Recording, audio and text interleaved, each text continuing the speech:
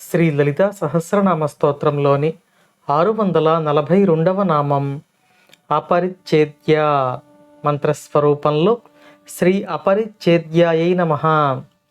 మనం ఇంతకుముందు నామంలో అమ్మవారిని ఎలా సాక్షాత్కరించుకోవాలో తెలియచేసుకున్నాం. అమ్మవారు ధ్యానములో సాధకునికి సాక్షాత్కరింపబడతారు అని తెలుసుకున్నాం కదా. ఆ సాక్షాత్కరింపబడిన తల్లి యొక్క పరబ్రహ్మ స్వరూపాన్ని ఈ నామంలో వసిన్యాది వాగ్దేవతలు మనకు తెలియచేస్తున్నారు.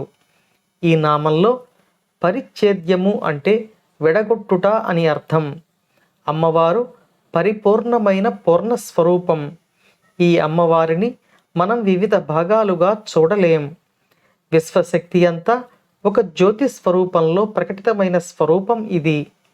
అంతేకాని ఈ పరబ్రహ్మ స్వరూపం సాధకునికి ఒక రూపుతో కనిపించినట్లుగా కాకుండా ఆ స్వరూపం యొక్క మూల స్వరూపంగా మనం విడివిడిగా చెప్పటానికి వీలు లేనిదిగా చెప్పబడుతోంది. అంటే పరిమితి లేనిది, విశ్వమంతా వ్యాపించి ఉన్న ఒక దివ్య స్వరూపం. ఆ స్వరూపం మనలను అనుగ్రహించడానికి ఒక దివ్య దేవతా స్వరూపాన్ని రూపుదాల్చింది.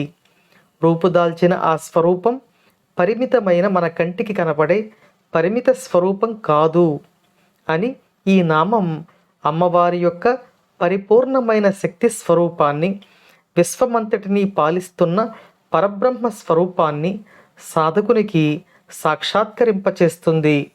ఈ అమ్మవారి అనుగ్రహం మనందరిపై ఎల్లవేళలా ఉండాలని కోరుకుంటూ ఓం శ్రీమాత్రే నమః.